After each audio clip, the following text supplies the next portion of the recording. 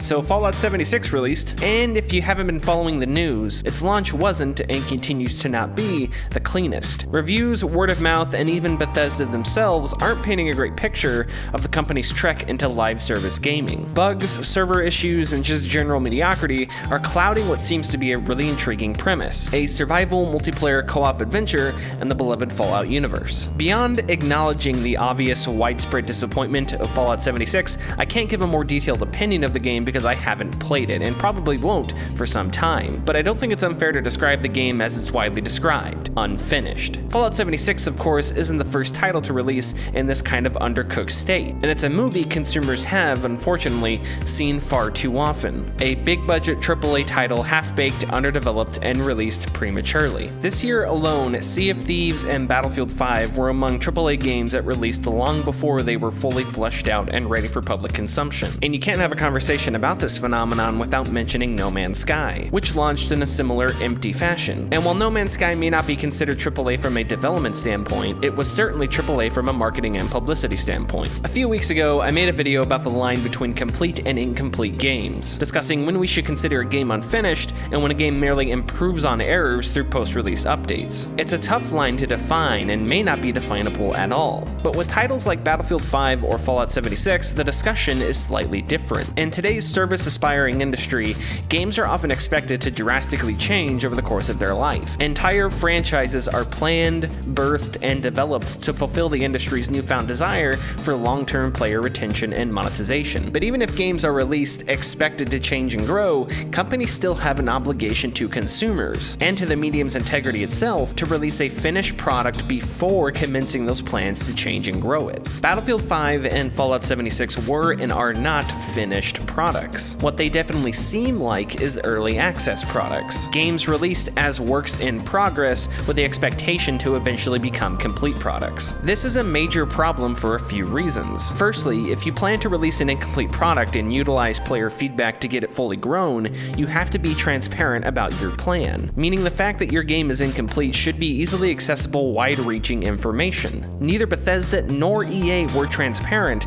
that Fallout 76 or Battlefield 5 were going to be, if not at least heavily feel like, early access games. Battlefield 5 launched in stages. Through EA's Origin Access premiere, it first launched November 9th. On November 15th, it became available through Origin Access, and November 20th was its public general release. I said in my Battlefield 5 review that the game was broken. There were bugs, optimization issues, and a general lack of content, all leading me to wonder if EA's Origin Access Premiere program was actually a form of early access, where games are released as works in progress. Likewise, Fallout 76 released in a similar, though maybe worse, state on November 14th. It also was not clearly and transparently billed as an early access title. I don't find it even microscopically controversial or disagreeable to say that if a company is going to knowingly release an incomplete product, consumers should know it's incomplete. The practice of releasing games early came to prominence in 2013 when Steam's parent company Valve launched the storefront's early access program. Steam's early access allows developers to put games up for purchase before they're officially finished. Now, Steam's early access has had and continues to have serious problems well worth criticizing and discussing. It's not a perfect system, but at the very least, Steam makes it clear to consumers if a game is in early access. Every game released has a disclaimer right above the purchase button, and a space for the developer to explain why they released their game early. There was no transparency of the sort with Battlefield 5 or Fallout 76. Whether or not these games were made with plans for future updates in mind, which they were, their first iteration, the version of the game that exists on launch day, should be a full product with plans for future updates, not an incomplete product with plans for future completion. Perhaps Bethesda or EA honestly feel that these games are finished and worth the public's money. Maybe they'd say they didn't want to use the phrase early access because, in their minds, these games were complete.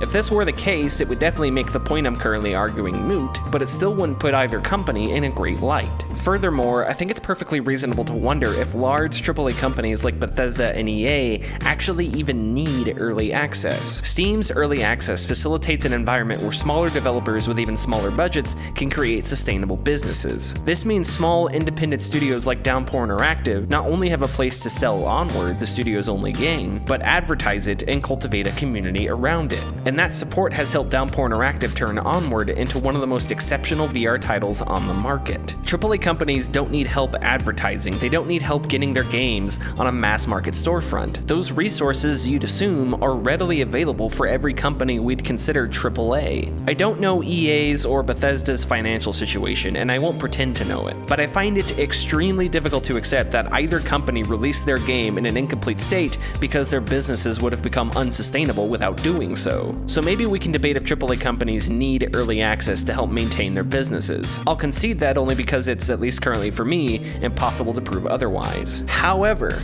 transparency is absolutely undeniably undebatable, and it's transparency EA and Bethesda severely lacked with Battlefield 5 and Fallout 76's respective releases. It's okay if you enjoy Battlefield 5 or Fallout 76, that's great, and I'm glad that you do, if you do. But there's an important distinction between enjoying a game and acknowledging a game's problems. By releasing Battlefield 5 and Fallout 76 the way they did, in the states those games were in, Bethesda and EA sold consumers short. They did not do right by consumers. And when companies release games in unfinished states without fully and transparently communicating that to consumers, they shortchange not only those consumers, but the people that put in the actual work to develop those games, as well as the entire medium of video games itself.